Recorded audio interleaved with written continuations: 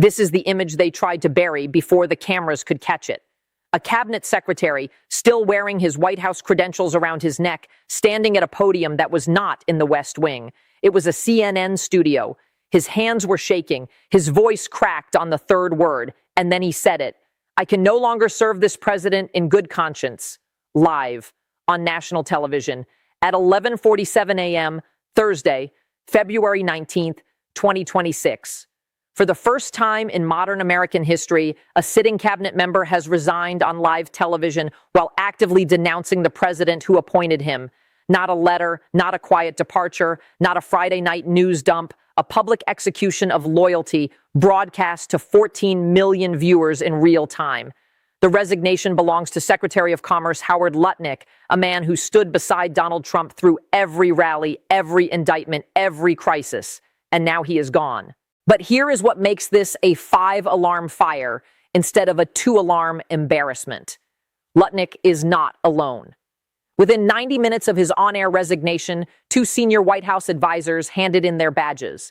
The Deputy National Security Advisor and the Director of the Office of Management and Budget.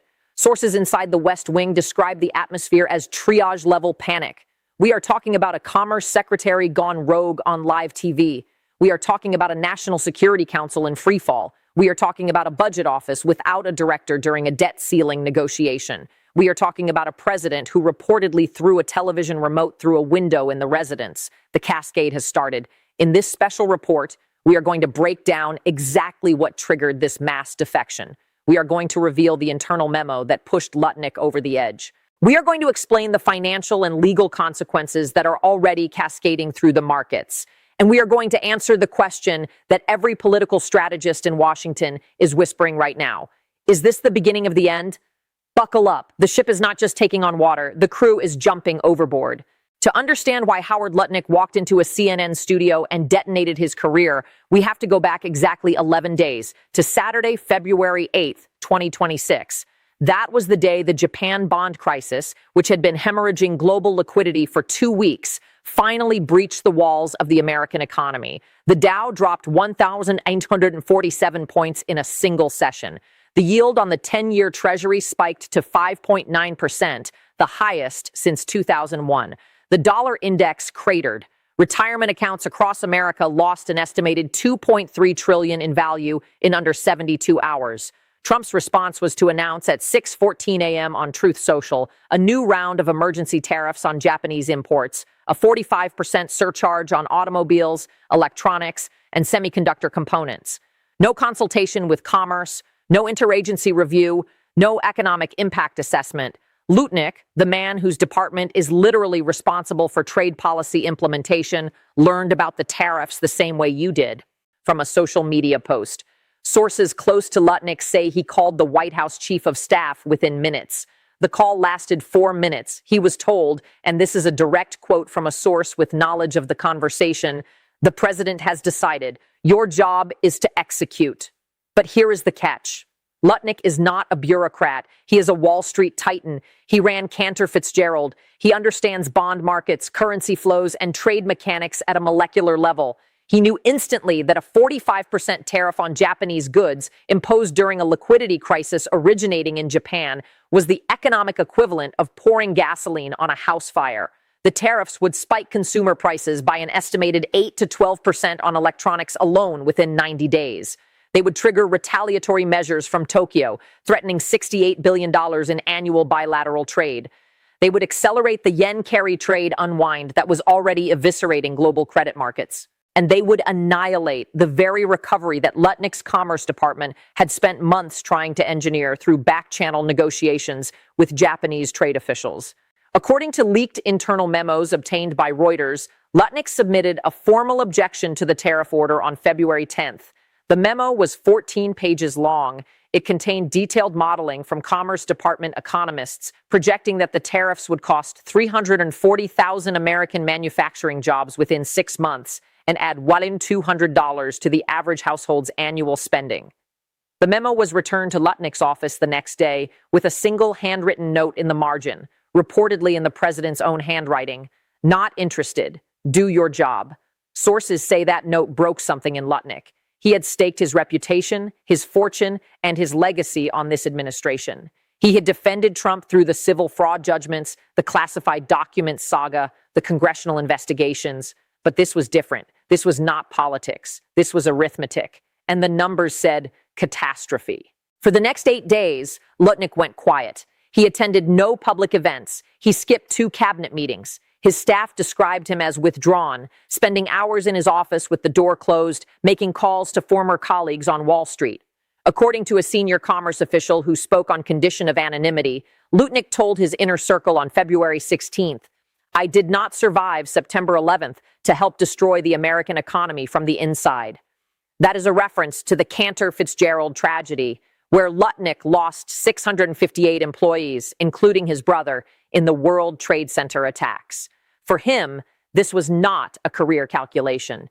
It was existential. The final trigger came on the morning of February 19th. At 8:30 a.m., the Bureau of Labor Statistics released the January jobs report.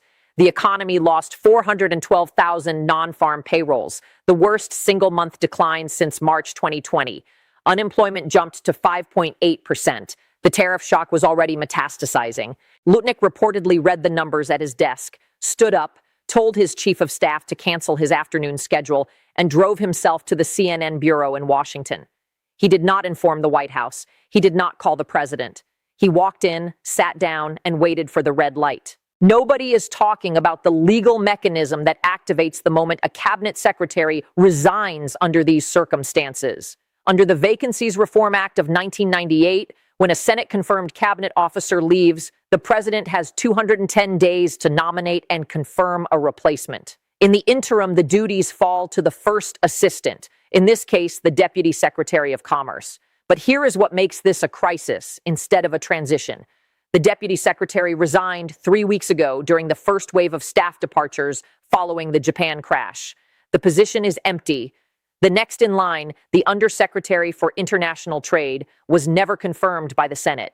He was serving in an acting capacity that legal scholars at the Brookings Institution are now arguing was itself unconstitutional under the Appointments Clause. This means the Department of Commerce, the agency responsible for the Census Bureau, the Bureau of Economic Analysis, the Patent and Trademark Office, the National Oceanic and Atmospheric Administration, and the enforcement of $2.1 trillion in annual trade policy is effectively leaderless. There is no confirmed official, no legally authorized acting official, and no chain of succession that survives constitutional scrutiny. The department is a ghost ship. But it gets worse. The resignation has triggered what constitutional lawyers call a confidence cascade. Within hours of Lutnick's broadcast, the Deputy National Security Advisor, a 3-star general who had served in the position for 11 months, submitted his resignation via a 1-paragraph letter delivered to the White House Situation Room. Sources at the Pentagon say his departure was not directly related to the tariffs, but to a separate crisis: the president's repeated interference with military operational planning regarding the Greenland Strategic Partnership. The general reportedly told colleagues he was asked to prepare contingency plans for a military demonstration near Danish territorial waters, a request he considered reckless and potentially illegal under international law. He refused. He was told his position was under review. He resigned before he could be fired. 40 minutes later, the director of the Office of Management and Budget walked out. No letter, no statement. Just a badge left on a desk and a text message to the chief of staff that read, according to sources, "I cannot sign off on a budget that mathematically does not work." The OMB director had been fighting a losing battle for weeks. The administration's proposed emergency spending package, a $380 billion stimulus designed to offset the Japan crisis fallout, had no credible funding mechanism. The plan relied on projected tariff revenue that Lutnick's own department had calculated would never materialize. The OMB director was being asked to certify fictional numbers to Congress. She refused. Here is what nobody in mainstream media is connecting. These 3 resignations are not isolated acts of conscience. They are the visible fractures of a structural collapse inside the executive branch that has been building since the Japan crisis began. Sources familiar with internal White House dynamics describe a president who has become increasingly isolated, spending 14 to 16 hours a day consuming media coverage of his own legal and financial crises, and making policy decisions based on cable news segments rather than intelligence briefings. The National Security Council has reportedly stopped producing the president's daily brief in its traditional format because the president refuses to read documents longer than one page. Instead, they prepare what staffers have privately nicknamed the tweet sheet, a single page of bullet points with no analysis, no sourcing, and no dissenting views. This is how a $28 trillion economy is being governed, by a one-page summary written to avoid provoking the reader. Let us talk about the markets because the financial contagion from this political meltdown is already spreading. Within 30 minutes of Lutnick's on-air resignation, the S&P 500 dropped 3.2%. The Nasdaq fell 4.1%. Treasury yields inverted further, with the 2-year hitting 5.4% against the 10-year at 5.9%, a spread that has historically preceded every recession since 1969. Gold surged past $2,800 an ounce. Bitcoin dropped 11% as institutional investors fled risk assets. The VIX, Wall Street's fear gauge, spiked to 41, a level not seen since the COVID crash. Foreign exchange markets were carnage.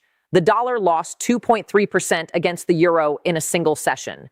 The yen paradoxically strengthened, which accelerated the carry trade unwind even further, creating a feedback loop of destruction. An estimated $1.4 trillion in global market capitalization evaporated between 11:47 a.m. and the closing bell. One resignation, 90 minutes, $1.4 trillion gone. What does Putin see when he watches this footage? What does Xi Jinping calculate? They see an American president who cannot keep his own cabinet together. They see a commerce secretary publicly declaring the administration's trade policy to be economic suicide. They see a national security advisor's deputy walking out over military planning disputes. In authoritarian systems, this kind of public fracture is unthinkable. Officials who disagree are silenced, not given CNN studios. The perception of American institutional stability, the very thing that backs the dollar, that secures NATO, that deters aggression, is evaporating in real time. Sources at the State Department say allied ambassadors from the G7 nations have been flooding Foggy Bottom with calls since Lutnick's resignation, seeking reassurance that the administration's trade commitments will be honored. The answer they are reportedly getting is silence, because nobody knows who is in charge of trade policy anymore. Let us push this to the worst-case scenario. The president is cornered. His cabinet is fracturing. His poll numbers, already damaged by the Japan crisis and the wipeout projections, are in freefall. A CNN flash poll conducted 2 hours after Lutnick's resignation showed 58% of Americans, including 31% of Republicans, believe the president is not in control of his own government. That is a legitimacy crisis. A president can survive bad policy. A president can survive bad polls. But a president cannot survive the perception that the machinery of government no longer responds to his commands. Trump will respond the only way he knows how: escalation. Sources inside the White House say he is already discussing invoking emergency economic powers under the International Emergency Economic Powers Act to bypass congressional approval on the tariff regime. He is reportedly considering firing the acting commerce officials who were part of Lutnick's trade negotiation team. He is discussing the creation of a new trade enforcement czar position that would report directly to the Oval Office, circumventing the Commerce Department entirely. Each of these moves consolidates power. Each of these moves alienates another faction of the Republican coalition. Each of these moves brings the administration closer to the kind of constitutional crisis that makes the impeachment fights look like parking tickets. Let us push the scenario to the most extreme possibility because the trajectory demands it. Imagine it is Friday, February 28th, 9 days from now. 2 more cabinet members have resigned. The debt ceiling has not been raised. The Japan crisis has triggered a second wave of sell-offs after the Bank of Japan announces it cannot stabilize the yen below 168 to the dollar. The S&P 500 is down 22% from its peak, officially entering bear market territory. Consumer spending has contracted for 3 consecutive weeks. Walmart reports a 6% decline in same-store sales, the worst since the pandemic lockdowns. And then the February jobs report leaks early, as they sometimes do, through a Wall Street source with Treasury connections. The number is minus 580,000. 500,000 American jobs gone in a single month. The tariff regime, the one Lutnick publicly condemned, is the primary driver. Auto plants in Michigan, Ohio, and Tennessee are shutting production lines because Japanese components are now 45% more expensive, and there are no domestic alternatives. The semiconductor shortage, triggered by the tariff on Japanese chips, has cascaded into the tech sector, the defense industry, and the medical device supply chain. Hospitals cannot get MRI machines serviced. Fighter jet production at Lockheed Martin slows to a crawl.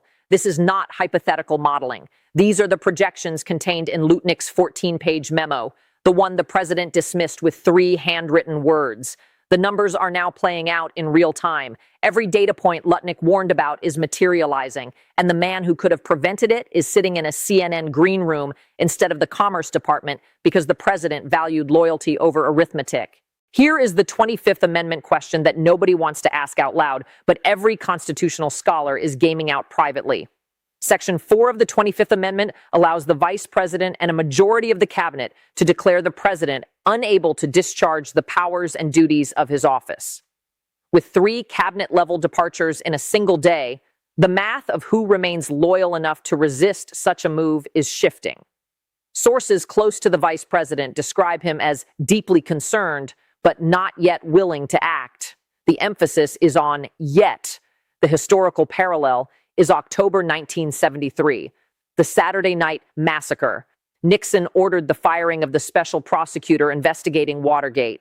The Attorney General resigned rather than comply. The Deputy Attorney General resigned rather than comply. The third in line carried out the order, but the damage was done. Within 10 months, Nixon was gone. The parallels are imperfect, but the pattern is identical. A president demands loyalty. Officials with conscience refuse. The president doubles down. The institution breaks. Remember, this is not happening in a vacuum. The Japan financial crisis is still metastasizing. American banks are reporting a 23% increase in commercial loan defaults since the bond market dislocation began. The housing market is freezing as mortgage rates push past 8.2%.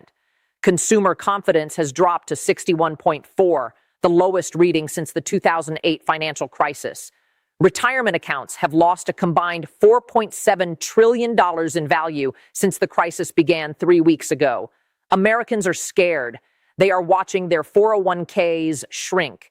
They are watching grocery prices climb. They are watching their government implode on live television, and they are asking the most dangerous question a democracy can face. Is anyone actually in charge? This is not celebrity gossip. This is not political theater. This is the stress test of the American Republic, and the Republic is failing it in real time. The founders designed a system of checks and balances precisely for this moment, a moment when executive power becomes untethered from competence, from counsel, from constitutional restraint. The emoluments clause was written because they feared a leader whose personal fortune would cloud national judgment. The 25th Amendment was written because they feared a leader incapable of governing. The cabinet confirmation process was designed because they feared an executive surrounded by sycophants instead of experts. Every safeguard they built is being tested simultaneously. We are in uncharted waters. The maps are burned, the compass is spinning, and the captain is screaming at the crew while the ship takes on water. Watch the Senate over the next 72 hours. If Republican senators begin publicly distancing themselves from the tariff policy, the dam is breaking. Watch the Federal Reserve. If Chair Powell calls an emergency meeting, the financial system is in worse shape than the official numbers suggest. Watch the Joint Chiefs. If the Pentagon issues a statement affirming civilian control of the military, it means they are worried it might not hold. Watch Truth Social between 2 and 4 a.m. That is when the president posts when he cannot sleep. And a president who cannot sleep is a president who makes desperate decisions. Watch for the next resignation, because sources say there are at least 2 more cabinet members who have privately told allies they are considering departure. The names have not leaked yet, but when they do, the word meltdown will feel like an understatement. Let us get technical about what happens to the machinery of government when the chain of command fractures at this many points simultaneously. The National Security Council, stripped of its deputy, cannot legally convene a principals committee meeting without a quorum of confirmed officials. The Office of Management and Budget, without a director, cannot issue apportionment letters to federal agencies, which means the $6.2 trillion federal budget is operating on autopilot with no one authorized to approve new spending or reallocate emergency funds. The Commerce Department, as we discussed, is a legal no man's land. But here is the connection nobody is making. The debt ceiling deadline is March 15th, 23 days from today. The OMB director who just resigned was the point person for negotiations with the House Appropriations Committee. Those negotiations are now dead. Without an OMB director, the Treasury Department cannot legally certify the extraordinary measures needed to extend borrowing authority past the deadline. Secretary Yellen's successor at Treasury has been publicly silent since the Japan crisis began. Leaked internal Treasury communications suggest the department is already projecting that the government will hit the hard ceiling by March 22nd if no deal is reached. A government default during a global financial crisis with no commerce secretary, no budget director, and a president consumed by rage is not a worst-case scenario. It is the scenario we are heading into at full speed. The credit rating agencies are watching. Moody's downgraded U.S. sovereign debt to AA+ last week.